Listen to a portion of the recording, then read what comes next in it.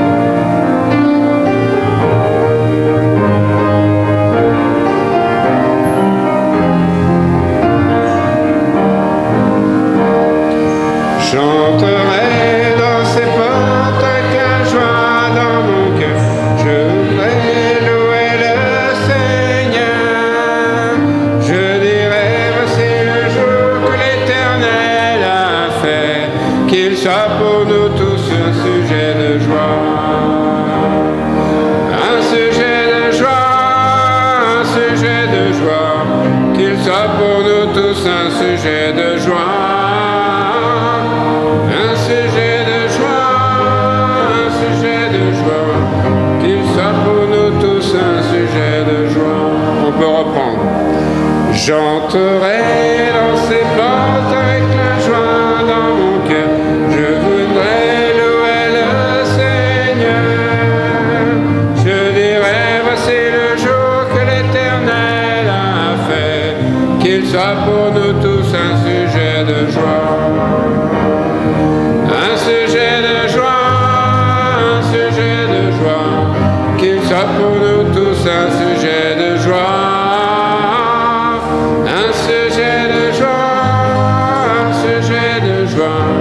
Qu'il soit pour nous tous un sujet de joie.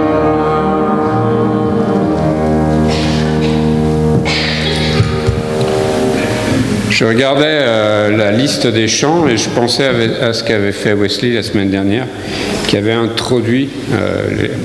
fait une petite introduction pour chaque chant. Et en fait, en regardant la liste des chants, je la regardais, et vous m'excuserez aujourd'hui, je serai sûrement très ému, mais ça me fait penser au départ de notre frère José Ferreira. Donc, quand on regardera ces chants, ayez une pensée pour lui, il est en paix auprès de Dieu, pensons à sa famille aussi. Paul en parlera plus longuement tout à l'heure. Regardez 1 Corinthiens chapitre 15, versets 54 à 57.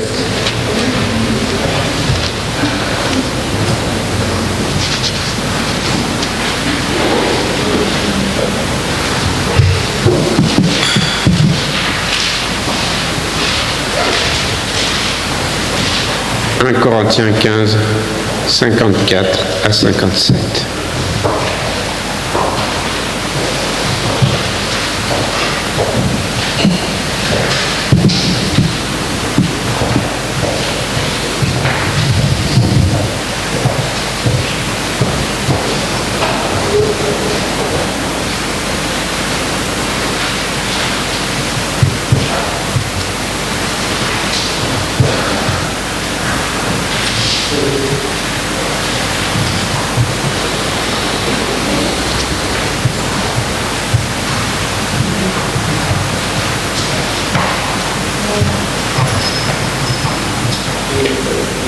Lorsque ce corps corruptible aura revêtu l'incorruptibilité et que ce corps mortel aura revêtu l'immortalité, alors s'accomplira la parole qui est écrite.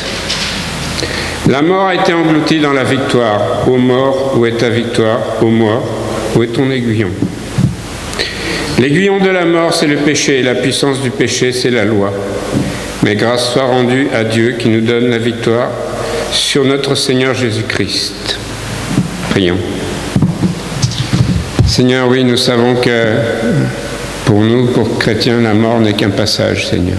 Ensuite, nous comparaîtrons devant toi et nous serons après avec toi.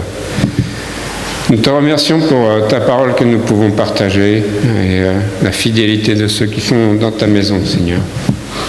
Aide-nous à prendre vraiment profit de ces temps que nous passons dans ta maison. Les temps où nous pouvons être entre chrétiens, où nous pouvons partager cette même foi, être heureux d'être ensemble, afin de mieux te servir, Seigneur, pendant la semaine. Nous te remettons nos nombreuses requêtes de prière concernant la santé des uns et des autres. Nous pensons à continuer à prier pour le petit Elias, Seigneur, qui devrait être opéré, soit aussi avec Samuel Lannoy et sa récupération, Seigneur, pour Nicole, les deux Nicole, Seigneur, chacune pour son problème de bras, que tu prennes soin d'elle, pour Michel aussi de Caluve qui souffre et qui devra être opéré à terme, Seigneur. Nous te remettons aussi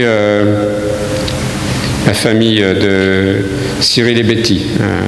Merci de ce qu'elle aille mieux et que bientôt nous puissions les revoir parmi nous. Sois avec la famille Ferreira, Seigneur. Aide-les dans ces temps de peine, un an après le départ de Sylvie, Seigneur. Que nous les soutenions par nos pensées, nos prières, notre présence. Que tu veilles sur eux, Seigneur. Nous savons aussi que maintenant José est en paix auprès de toi. Bénis vraiment ta parole, Seigneur, ce matin. Que tu sois avec chacun d'entre nous. Au nom de Jésus. Amen. Regardez, on va se lever pour le numéro 330. Christ nous précédant.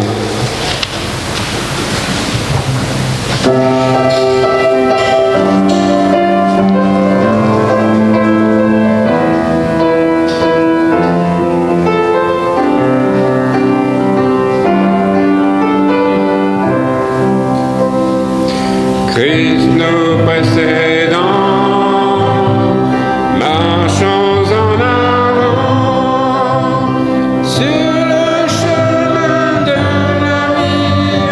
Sa voix sainte nous conduire à le suivre enfin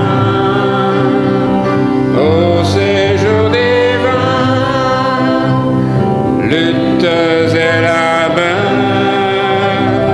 périls ou douleurs, pour traverser ma route, mais je veux quoi qu'il en coûte, porter fermé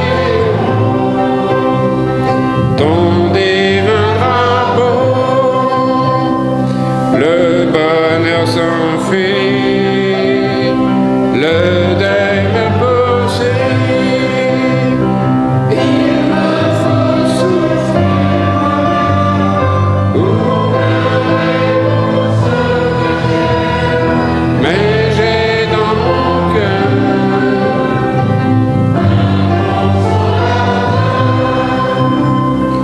fort de ton secours, j'avance toujours.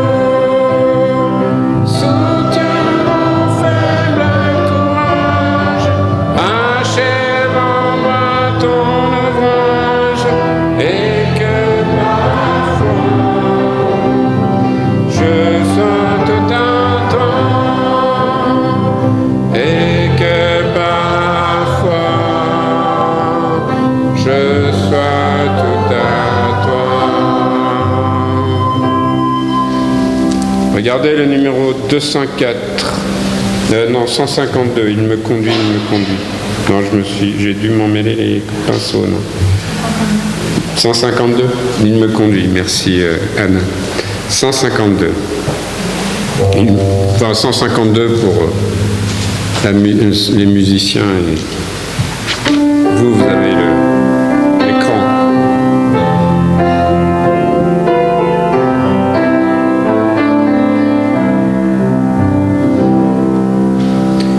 Il me conduit douce pensée, repos pour mon âme lassée.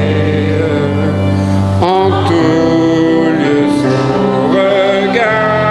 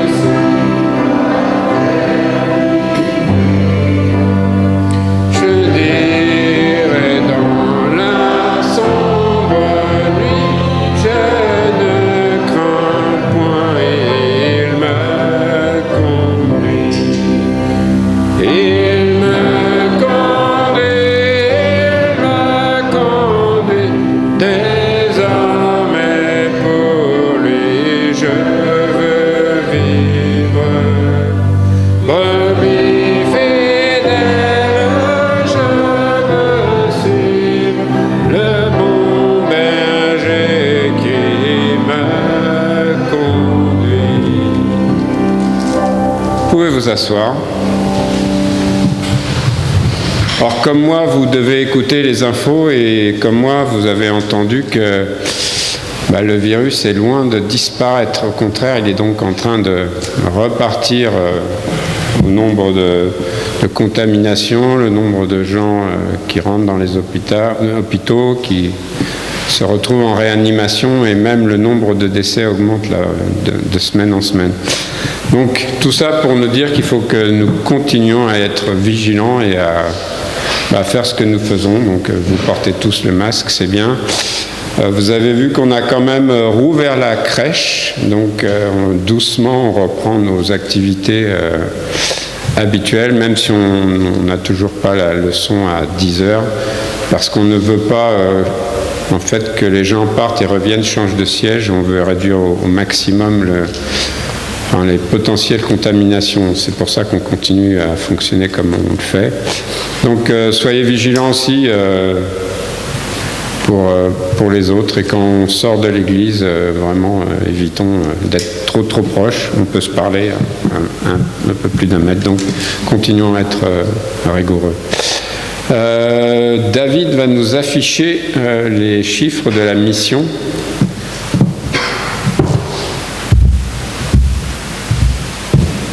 Donc ça, c'était ce que vous voyez là, c'était avant le confinement. Et vous voyez, après avril-mai, je vous rappelle, bleu c'est l'objectif, rouge c'est la réalité de ce qui a été donné. Donc vous voyez, mars-avril, il n'y avait rien. Donc on a repris, mais depuis qu'on a repris, on est loin encore d'être aux objectifs. Comme vous le voyez, là, juillet-août, c'est à peine, on va dire, la moitié de notre engagement. Ce qui est important, c'est de savoir qu'avec cet argent, on le donne à des missionnaires. Donc, si notre fidélité baisse à ce point-là, eh bien, on va avoir des soucis et on ne voudrait pas arrêter de soutenir les missionnaires qu'on soutient. Vous voyez des fois, on affiche à l'entrée des lettres ou des fois on les lit. Et vraiment, on voudrait continuer à aider ces gens qui se sont donnés à plein temps pour le Seigneur, et parfois dans des zones où il n'est pas facile. Si vous lisez par exemple Joël Chiron en Bulgarie, son ministère n'est pas facile. Donc soyons fidèles avec nos offrandes, mais aussi avec ce que nous donnons pour la mission. Donc vous voyez la réalité des chiffres, donc il faut vraiment qu'on corrige ça. Comme je le disais tout à l'heure, d'abord, est-ce qu'il y a quelqu'un qui est là pour la première fois? Si on veut reconnaître les visiteurs. Avec le masque, il est difficile de savoir si on a des nouveaux ou pas. Non, on est entre habitués. C'est bien, bienvenue. Pensez toujours on prie pour la santé de nombreuses personnes.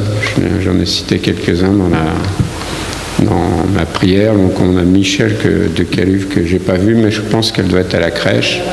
Ouais. Les deux Nicole, là, toutes les deux ont mal au bras, donc on va prier pour elles. Les nuits sont difficiles parfois. Soyez aussi dans vos prières pour Samuel, qui est l'Anois qui a été opéré.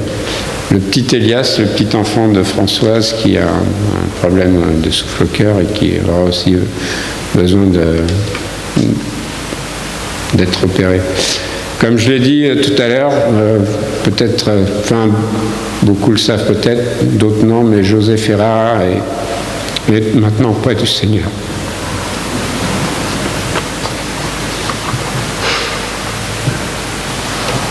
Nous allons prier pour la famille Ferreira qui traverse un moment difficile, même si nous savons que José est auprès du Seigneur. Il a été malade pendant un certain temps, il souffrait. Mais ce que je voudrais dire, et vous le savez pour ceux qui sont là depuis beaucoup de temps, c'était quelqu'un avec sa famille qui était vraiment fidèle à l'Église, qui nous a soutenus, qui faisait partie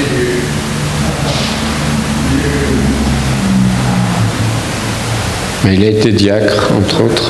Il était diacre, mais il faisait partie de notre comité directeur.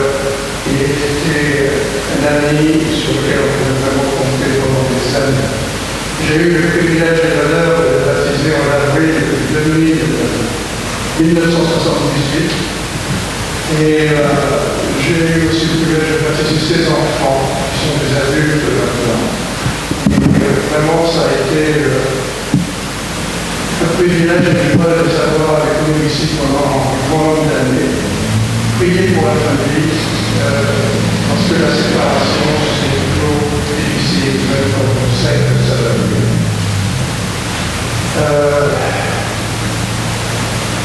J'aurais beaucoup de choses à dire, mais tout est positif. C'était vraiment quelqu'un d'extraordinaire. C'est sûr qu'il a manqué à sa famille. Nous allons nous lever tout simplement pour prier.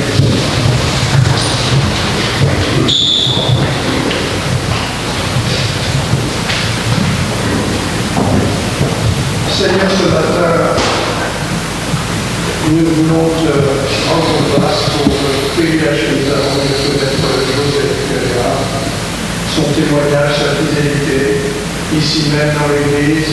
Nous demandons de venir, malgré la séparation, il vient d'avoir béni sa famille, qu'il puisse trouver de jour après jour la paix que Dieu peut nous donner et peut nous donner. Je te demande de les consoler pendant ces moments qui sont difficiles, afin que, Seigneur, il puisse se souvenir de tous les bons souvenirs de José. Merci pour le privilège que nous avons eu de le connaître. Conduis-nous maintenant et aide-nous dans nos vies à penser aux autres, Seigneur. Tu nous as bénis, aide-nous à penser à ce que nous pouvons faire pour ceux qui sont autour de nous. Dans le nom de Christ. Amen. Merci à Jésus.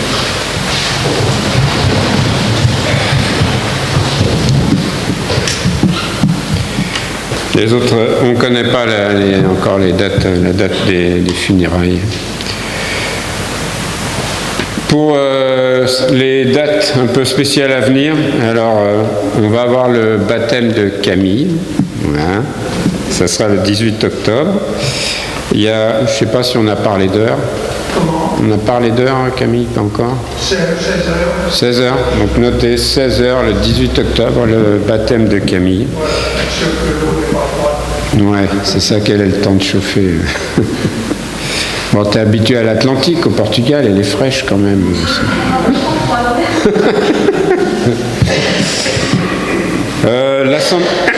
L'Assemblée générale du camp, pour ceux qui font partie de l'association du camp, ça sera le 27 septembre. Alors là, c'est beaucoup plus tôt, je crois que c'est vers 15h, parce qu'en fait, il y a Carré Abed qui en fait partie, qui vient et qui aimerait pouvoir rentrer chez lui pas trop tard, donc je crois que c'est vers 15h que ça a été prévu. Et il y aura l'Assemblée générale de notre Église le 11 octobre. Donc ça s'approche, notez-le. Alors je ne sais pas si on a parlé d'heure, mais on peut dire peut-être 16h, 16h30. C'est un dimanche, je crois. Ouais. Donc allez, disons 16h aussi pour l'Assemblée générale. Est-ce qu'il y a des annonces que je ne connais pas ou que j'ai oubliées? Je sais que Rachel reviendra vers ceux de la chorale, donc c'est elle qui s'en occupe. On avait aussi dit qu'on a besoin de personnes qui se proposent pour nous aider avec justement le ménage, avec les classes le culte des enfants qui démarre, qui redémarre. Donc si vous faisiez partie ou vous avez envie de participer et que vous êtes membre de l'Église, eh bien faites-vous connaître. Ce sera avec plaisir qu'on recevra votre proposition. Non, sans regret, pas d'autres annonces. Le chant suivant, ça sera le 204, « Oh, prends mon âme ».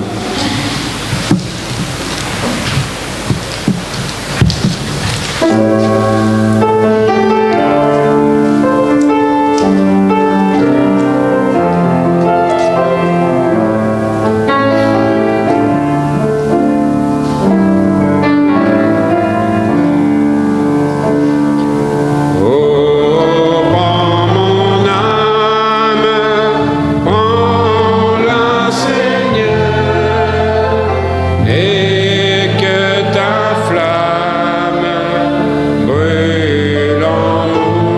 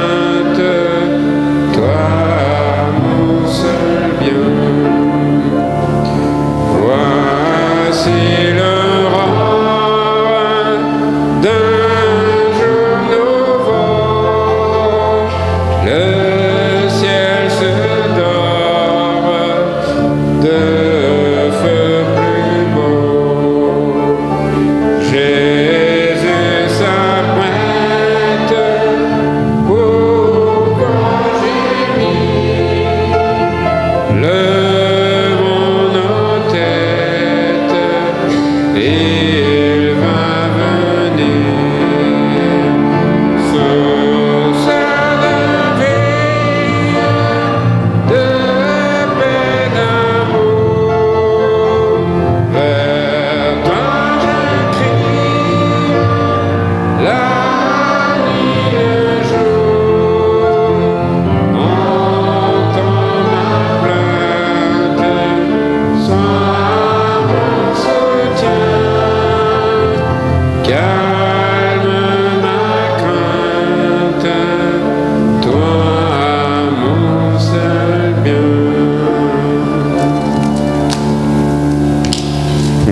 Dernier chant avant le message, ça sera le 315, Quel repos céleste.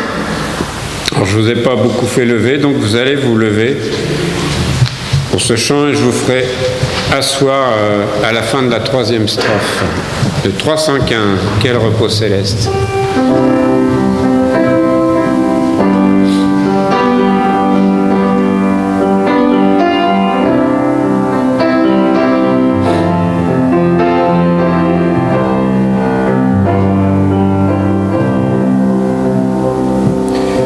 Quel repos céleste, Jésus, d'être à toi pour la mort et dans les jours mauvais de chanter avec toi. Tout est bien.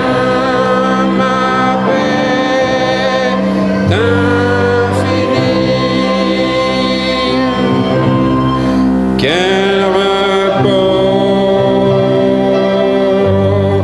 quel repos,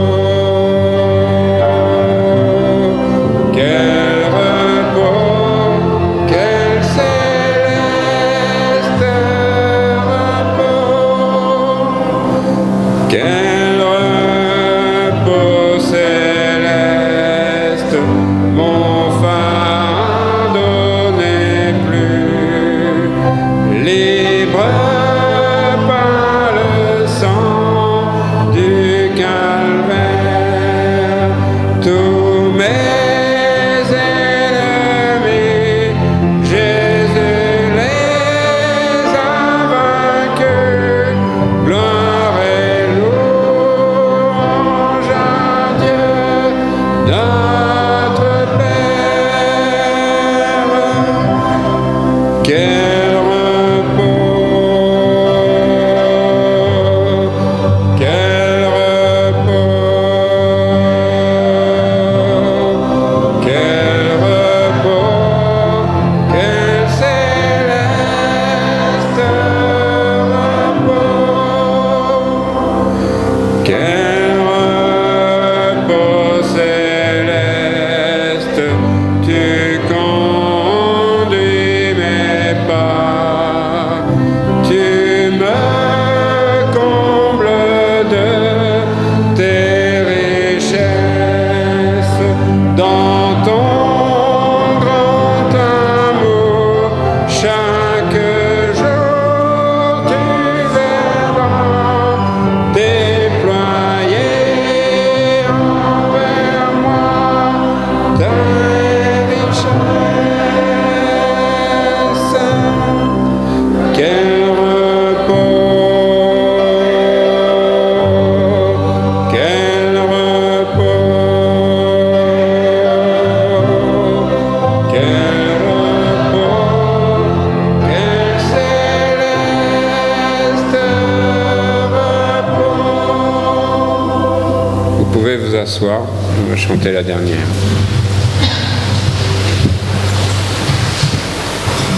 Quel repos céleste quand enfin Seigneur auprès de toi j'aurai ma place après les travaux, les combats, la douleur.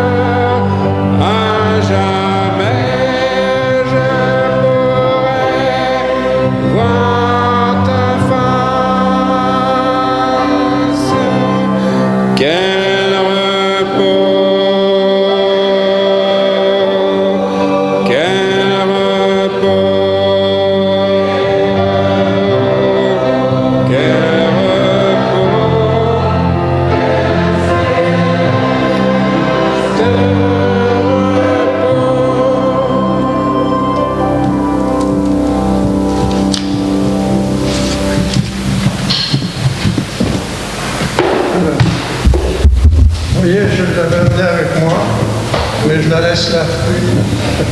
C'est trop chaud. Comment?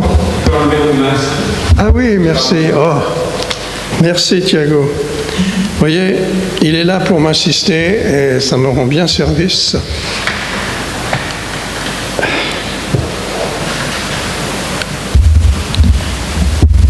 Je voudrais vous parler d'un sujet qui nous concerne tous. D'ailleurs, j'espère que à chaque fois que je vous apporte un message, ça vous concerne et que nous sommes attentifs de ce que le Seigneur nous dit. Job, chapitre 14, s'il vous plaît.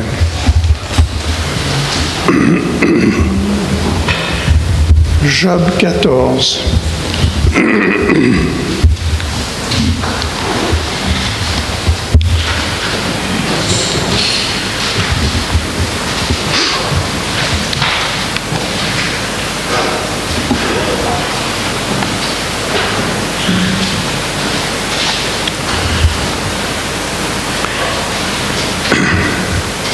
L'homme né de la femme, sa vie est courte, sans cesse agité. Il naît, il est coupé comme une fleur, il fuit et disparaît comme une ombre. Et c'est sur lui que tu as l'œil ouvert, et tu me fais aller en justice avec toi. Comment d'un être souillé sortira-t-il un homme pur? Il n'en peut sortir aucun. Si ses jours sont fixés, si tu as compté ses mois, si tu en as marqué le terme qu'il ne saurait franchir, détourne de lui les regards et donne-lui du relâche, pour qu'il ait au moins la joie du mercenaire à la fin de sa journée. Un arbre a de l'espérance, quand on le coupe, il repousse, il produit encore des rejetons. Quand sa racine a vieilli dans la terre, quand son tronc meurt dans la poussière, il reverdit à l'approche de l'eau. Il pousse des branches comme une jeune plante. Mais l'homme meurt et il perd sa force. L'homme expire et où est-il? Les eaux des lacs s'évanouissent, les fleuves tarissent et se dessèchent. Ainsi l'homme se couche et ne se relèvera plus. Il ne se réveillera pas tant que les cieux subsisteront. Il ne sortira pas de son sommeil. Oh, si tu voulais me cacher dans le séjour des morts, m'y tenir à couvert jusqu'à ce que ta colère soit passée, et me fixer un terme auquel tu te souviendrais de moi. Si l'homme une fois mort pouvait revivre, j'aurais de l'espoir tout le temps de mes souffrances, jusqu'à ce que mon état vienne à changer. Tu appellerais alors et je te répondrai. Tu languirais après l'ouvrage de tes mains. Mais aujourd'hui, tu comptes mes pas. Tu as l'œil sur mes péchés. Mes transgressions sont scellées en un faisceau et tu imagines des iniquités à ma charge. La montagne s'écroule et périt, le rocher disparaît de sa place. La pierre est broyée par les eaux et la terre emportée par leur courant. Ainsi tu détruis l'espérance de l'homme. Tu es sans cesse à l'assaillir et il s'en va. Tu le défigures puis tu le renvoies. Que ses fils soient honorés et il n'en sait rien.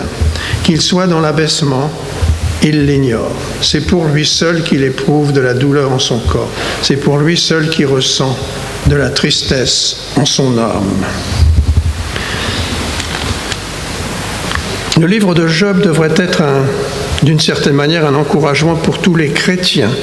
Parfois les gens disent « un tel a la patience de Job », mais sachons que Job avait beaucoup d'autres qualités en plus d'être patient.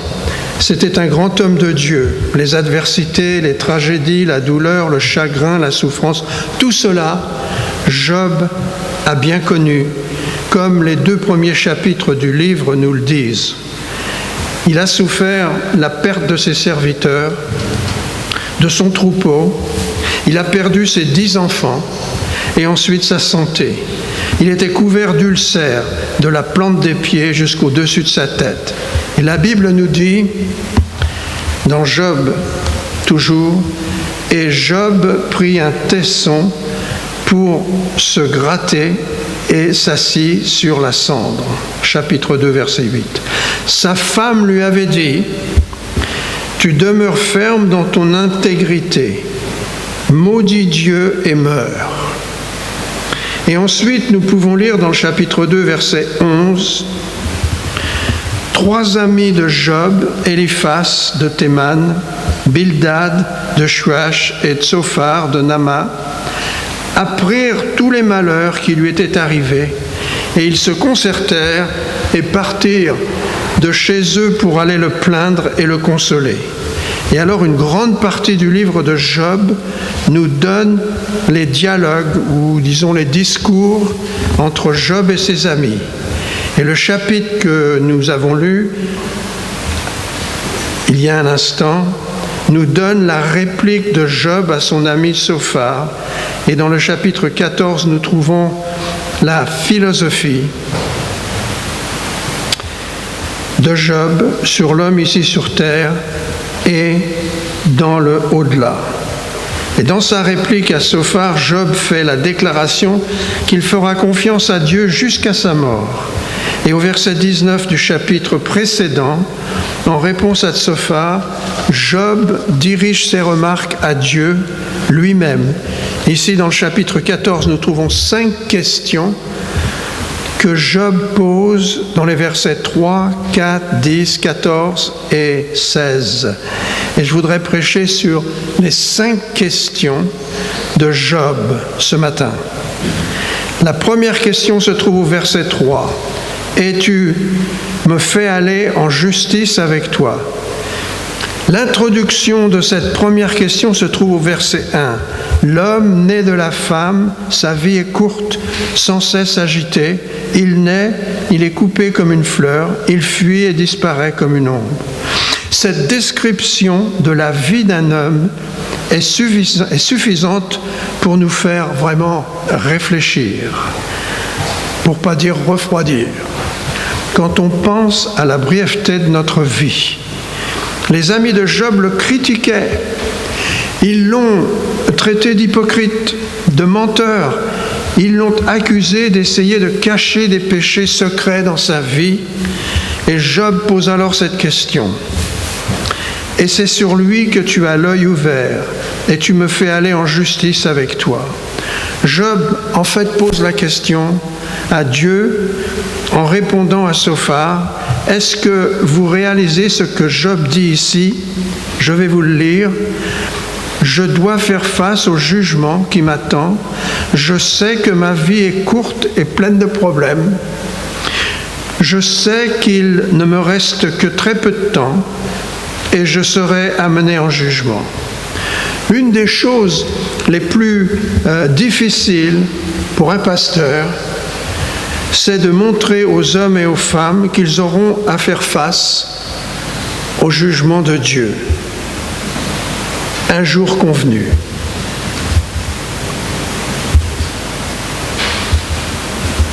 Il y a un jugement que l'on ne peut en aucun cas éviter. Qu'un homme soit converti ou pas, qu'il soit croyant ou pas, nous avons tous un rendez-vous avec Dieu. Nous aimons peut-être jouer à cache-cache, mais nous ne pouvons pas jouer à cache-cache avec Dieu.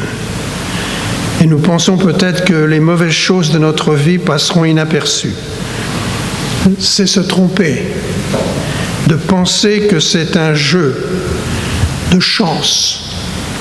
Nous serons tous individuellement confrontés au jugement de Dieu et c'est ce que Job reconnaît ici. Et c'est sur lui que tu as l'œil ouvert et tu me fais aller en justice avec toi.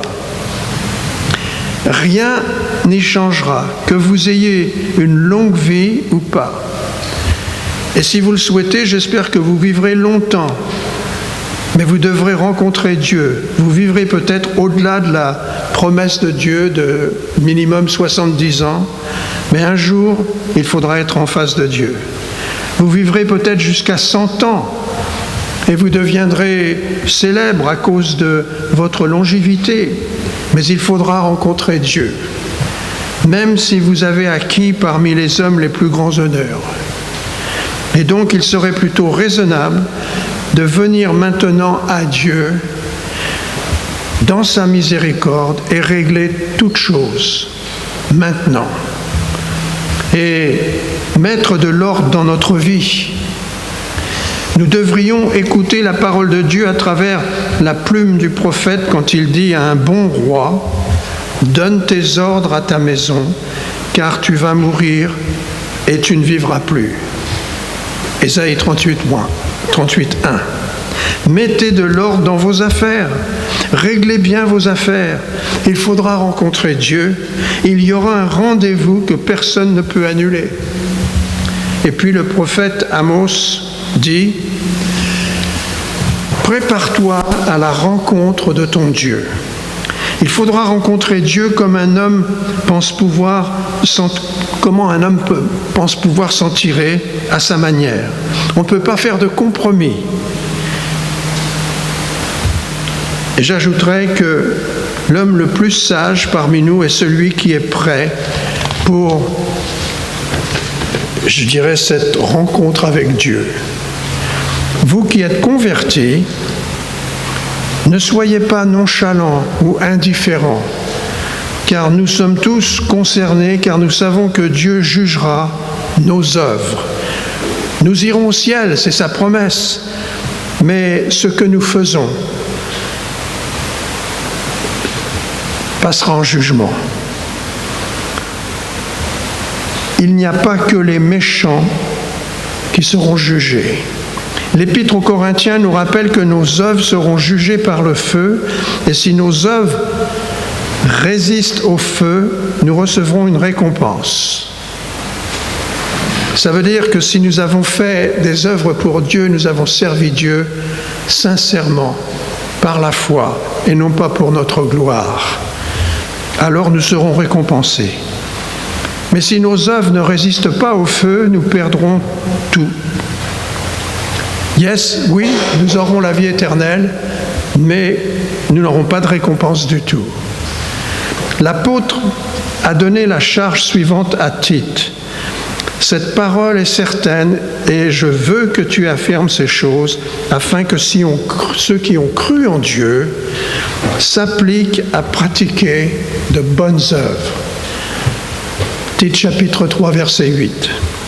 L'homme qui prend au sérieux sa vie chrétienne est sage, parce qu'il devra rendre compte à Dieu un jour pour ce qu'il a fait de sa vie. Cela nous fait penser à Luc, chapitre 14, où il est question de l'homme qui va construire une tour. Et Dieu dit qu'il devrait avant tout s'asseoir pour calculer la dépense avant de commencer. C'est-à-dire que c'est un engagement à servir Dieu. Ce n'est pas de l'intérim. Ce n'est pas quelque chose que nous faisons comme ça, de passage. Et puis dans le sermon sur la montagne, Jésus nous parle de l'homme qui a bâti sa maison sur le sable. La maison a tenu un certain moment. Elle était certainement très belle. Mais la tempête est arrivée et la pluie est tombée, le vent a soufflé et la maison est tombée et la perte était totale. Notre vie, je dirais, est vraiment courte et fragile. Si vous ne me croyez pas, éventuellement, visitez les hôpitaux et vous en serez très vite convaincus. Notre texte dit « Il naît, il est coupé comme une fleur, il fuit et disparaît comme une ombre. » Et puis la Bible nous dit toujours qu'il est réservé aux hommes de mourir une seule fois, après quoi vient le jugement. Que ce soit le pasteur, que ce soit le diacre, le moniteur, la monitrice, celui qui écoute dans la classe ou dans l'église, nous avons intérêt à bien garder cette vérité dans notre tête et dans notre cœur. Nous serons un jour devant Dieu, et peut-être plus tôt qu'on l'imagine. Écoutez ce que l'homme le plus sage du monde a dit. « Crains Dieu et observe ses commandements. C'est là ce que doit faire tout homme, car Dieu amènera toute œuvre en jugement. » Ecclésiaste 12, 15. Et dans le verset 4, nous passons à la deuxième question. Comment d'un être souillé sortira-t-il un homme pur? Et je pense ici que Job nous ramène dans le temps jusqu'à Adam. Et quand Adam a péché dans le jardin d'Éden, eh bien, il a annulé son privilège de vivre en paix et dans la tranquillité avec Dieu. Il a annulé son privilège à cause du péché.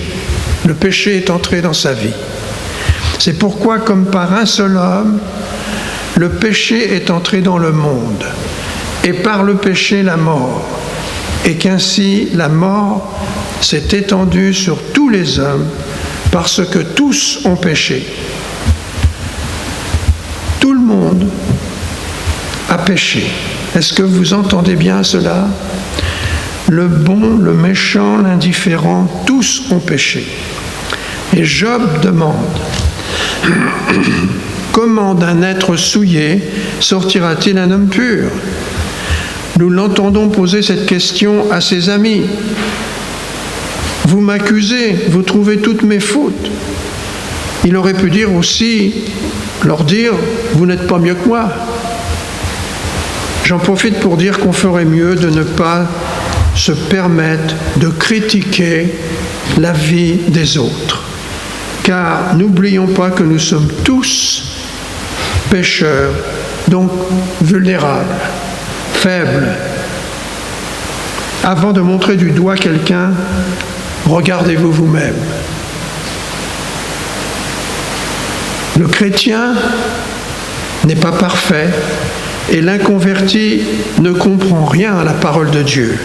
L'inconverti peut seulement regarder les chrétiens, et c'est pourquoi souvent les inconvertis choisissent de regarder un pauvre chrétien qui n'est pas au pas avec Dieu. Et ils se disent en eux-mêmes, je suis aussi bien que lui. Quelle malheureuse excuse. Et les gens tentent de se justifier par de tels arguments.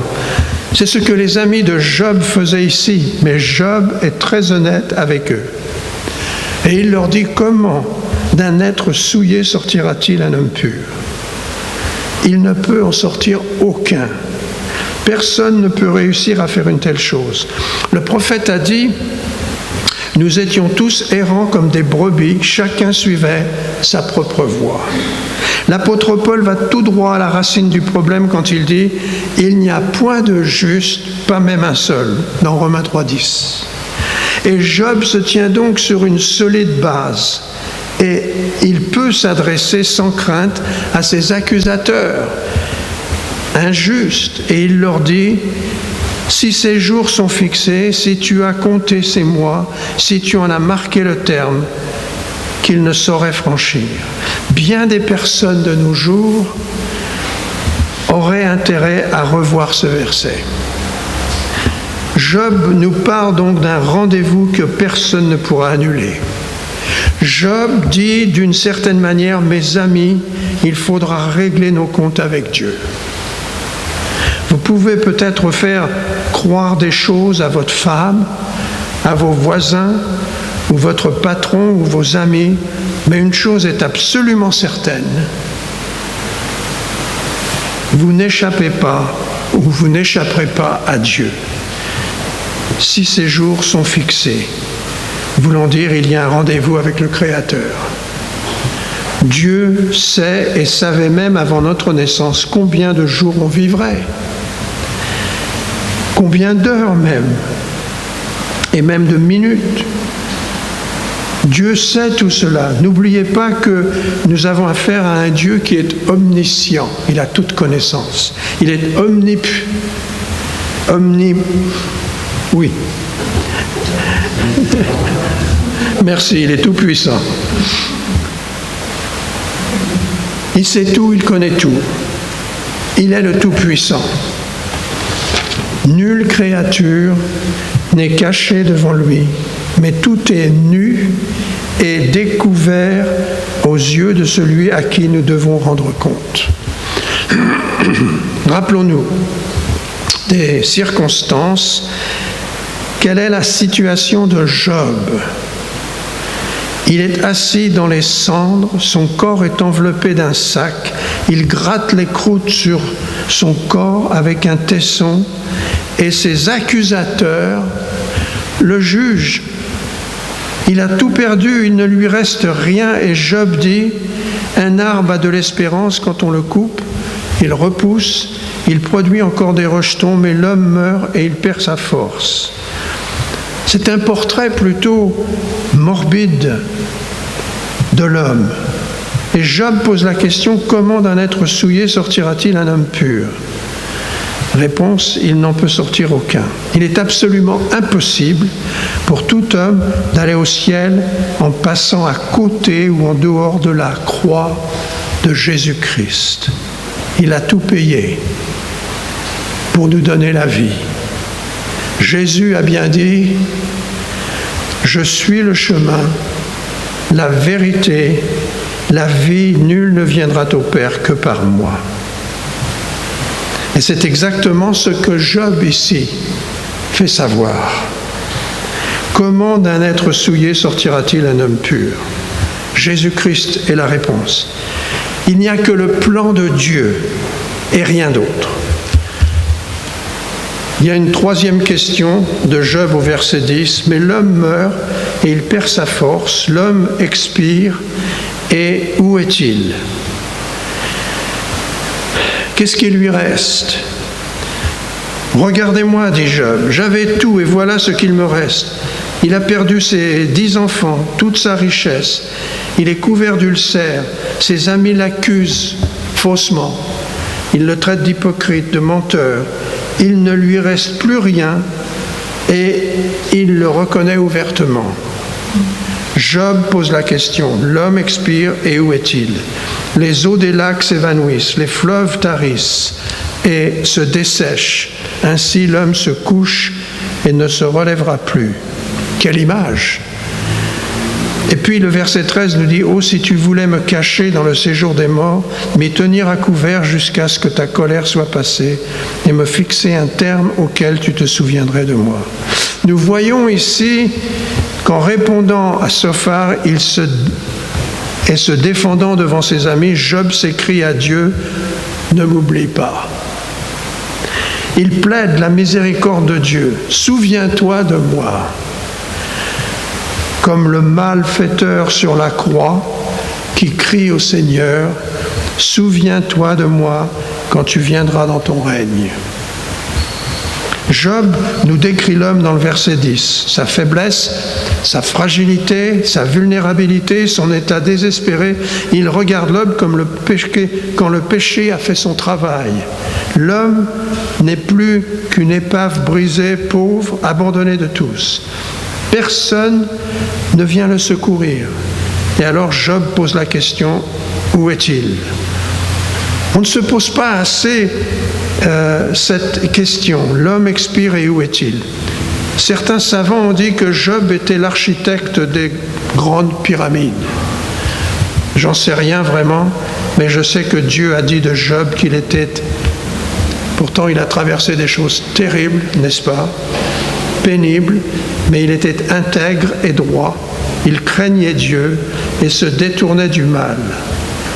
Mais voyez-le maintenant, il est bien triste. C'est un triste portrait. Mais il crie à Dieu, « Souviens-toi de moi ». Est-ce que vous êtes à l'écoute ce matin? Où est-il?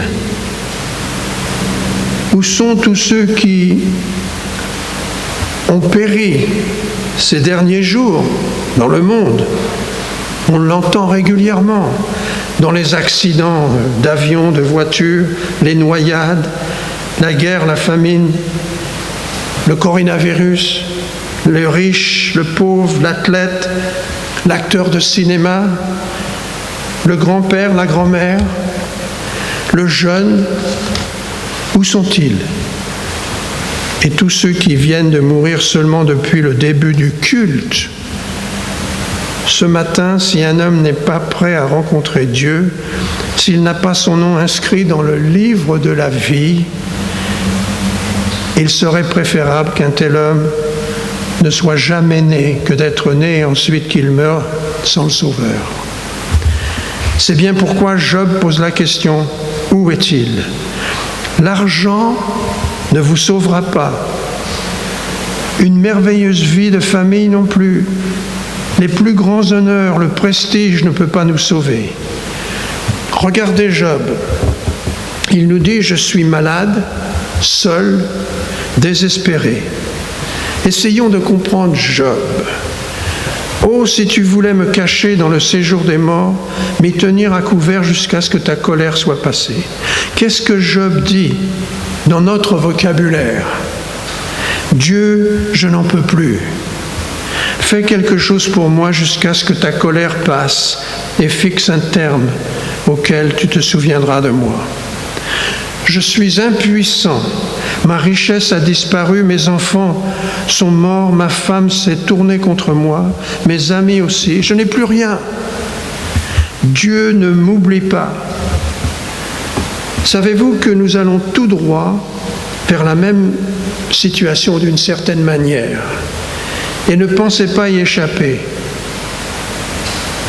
Le verset 14 nous dit « Mais l'homme meurt et il perd sa force, l'homme expire et où est-il » Alors il y a une autre question, au verset 14. Si l'homme, une fois mort, pouvait revivre, voilà la grande question, c'est vraiment le sujet capital dans la vie de chaque homme.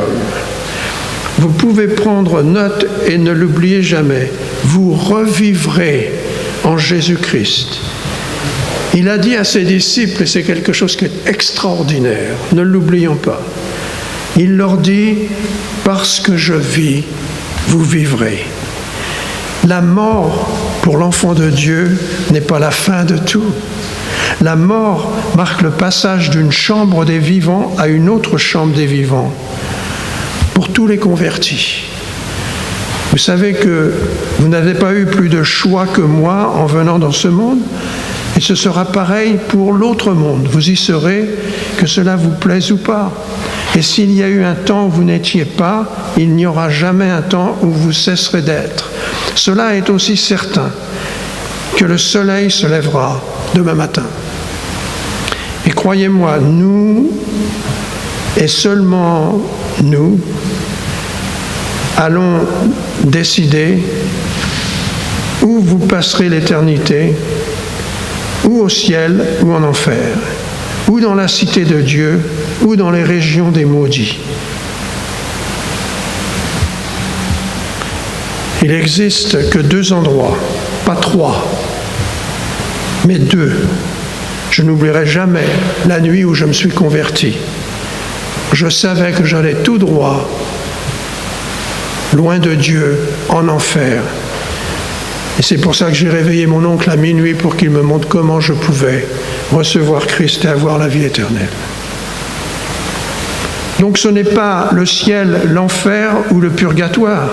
Il n'y a que 2 endroits et vous seuls décidez où vous passerez l'éternité. Vous ne pouvez pas blâmer le pasteur, votre mari, votre femme, votre belle-mère non plus, ou la politique du monde. Personne, parce que vous serez devant Dieu et vous rendrez compte de tout. Écoutez bien ce que Job dit encore au verset 14. « J'aurai de l'espoir tout le temps de mes souffrances, jusqu'à ce que mon état vienne à changer. Tu appellerais alors et je te répondrai. » Quelle merveilleuse attitude de Job. Pourtant, il a traversé des choses très difficiles, mais il lui reste la foi en Dieu. Son cœur était entièrement avec Dieu. Je n'ai jamais été aussi bas que Job, mais je peux vous dire que c'est merveilleux quand on est très bas d'avoir cette petite lumière présente. Tu appellerais, alors je te répondrai. Après avoir souffert, après avoir agonisé, après avoir été dans la vallée, Job dit à ses 3 amis, dans Job 19, verset 23, « Oh, je voudrais que mes paroles soient écrites, qu'elles soient écrites dans un livre. Je voudrais qu'avec un burin de fer et avec du plomb, elle soit pour toujours gravée dans le roc. Et écoutez ce qu'il voulait écrire, verset 25. « Mais je sais que mon Rédempteur est vivant et qu'il se lèvera le dernier sur la terre. Quand ma peau sera détruite, moi-même je contemplerai Dieu. Je le verrai et il me sera favorable. Mes yeux le verront et non ceux d'un autre. Je choisis sans hésiter à être du côté d'un homme qui a une telle relation avec Dieu. Et si vous tombez au plus bas, après avoir traversé des choses terribles, telles que enterrer vos enfants, votre femme,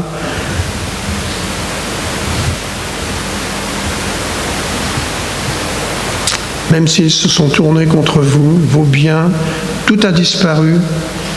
Il ne vous reste plus que les regards accusateurs de vos ennemis et même ceux de vos amis. Votre corps est souffrant. Il ne vous reste plus rien. Souvenez-vous alors de Job. Il sait, lui, que Dieu peut vous sortir du plus bas. Si vous connaissez Dieu et si vous connaissez Jésus-Christ, pas comme une personnalité historique, mais comme votre sauveur personnel, c'est cela votre espoir, votre garantie, votre assurance. Mon Rédempteur vivra sur cette terre et je vivrai avec lui. Alors que le vent souffle, que la tempête rage, que tout et tous se tournent contre moi, j'aurai toujours Dieu, mon Seigneur et Maître. Et cela, c'est l'assurance de tous les croyants. Si je pouvais seulement vous encourager à venir auprès de celui qui fut crucifié pour vous, car son sang nous lave de tout péché. La réponse est là. Vieillir, c'est peut-être cruel, la maladie aussi, la solitude, c'est pénible, mais Dieu merci, un jour, nous nous promènerons dans les rues pavées d'or, dans la cité de Dieu. Et cela ne sera plus à travers la foi seulement, ce sera la réalité. Si l'homme, une fois mort, pouvait revivre, c'était la question de Job à laquelle il répond lui-même en disant « Je le verrai, je le contemplerai ». 5e question, verset 16. « Tu as l'œil sur mes péchés ». La réponse se trouve au verset 17. « Mes transgressions sont scellées en un faisceau ». Ça, c'est merveilleux. Les accusateurs peuvent m'attaquer, les ténèbres peuvent m'envelopper, mais j'ai quelqu'un qui s'est occupé de mes péchés. C'est le plus grand de tous les avocats. Il ne perd jamais. C'est une question qui se règle à la croix de Jésus-Christ pour toujours. Il portera le fardeau de mes péchés. Mes péchés sont scellés et enterrés dans le plus profond de la mer. Il ne se souviendra jamais plus de mes péchés. Quand même les étoiles ne brilleront plus, nous vivrons toujours, car la question du péché est réglée à jamais. Une question, maintenant pour terminer. Est-il votre sauveur? C'est capital. Est-ce que vous êtes allé à lui? Est-ce que vous lui avez dit « Oh Dieu, souviens-toi de moi, lave-moi de tous mes péchés, pardonne-moi, donne-moi la vie éternelle ». Si vous avez la foi, la Bible nous dit d'une graine de moutarde, vous pouvez être sauvé. C'est tout ce qu'il vous faut. Croyez seulement que Dieu a pourvu un sacrifice pour vos péchés. Recevez-le. Demandez-lui de devenir son enfant. Et demandez-lui de devenir le Seigneur et Maître de votre vie. Et il prendra tout le poids de la culpabilité de vos péchés. Et l'enterrera à jamais. C'est à vous de choisir, si vous ne l'avez pas encore fait, que ferez-vous de Jésus-Christ dans votre vie? Vous le savez. Si vous l'avez fait, vous le savez. Si vous ne l'avez pas fait, vous le savez aussi. Donc, ne le remettez pas à plus tard. Levons-nous, s'il vous plaît.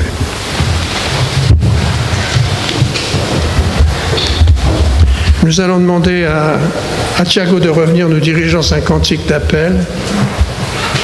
Cela vous donne l'opportunité de vous avancer. Le numéro 300. Enfin, 300 pour les musiciens.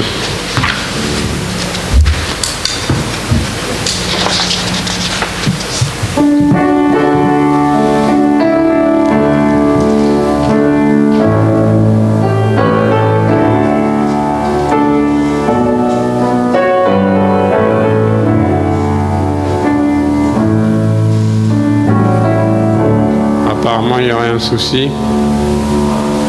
Le 300, j'entends ta douce voix.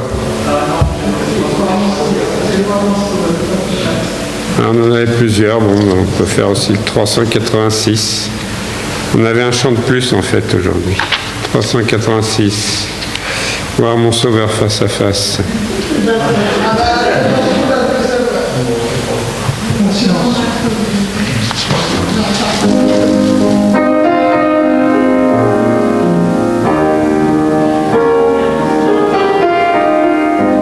Tu vas pouvoir mettre le 386 ? Oh.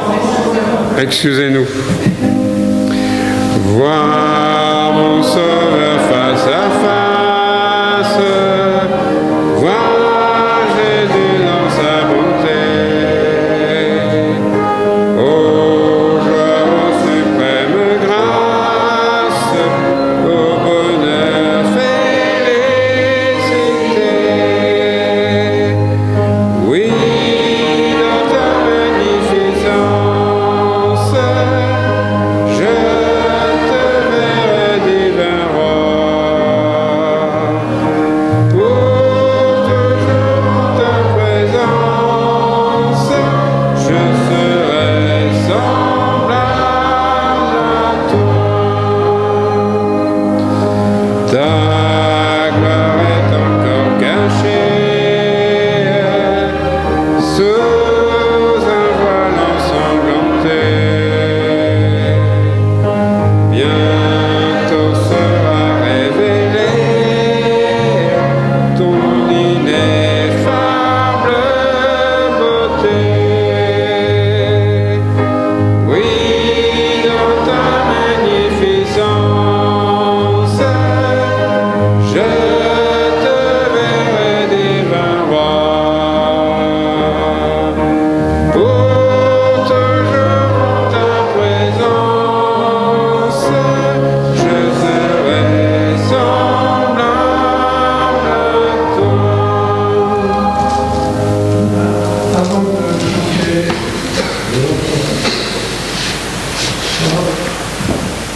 vous savez que je mélange l'anglais et le français maintenant. Mais vous êtes là et vous n'avez pas encore pris cette décision dans votre vie, vous le savez. Ne le remettez pas à plus tard un jour.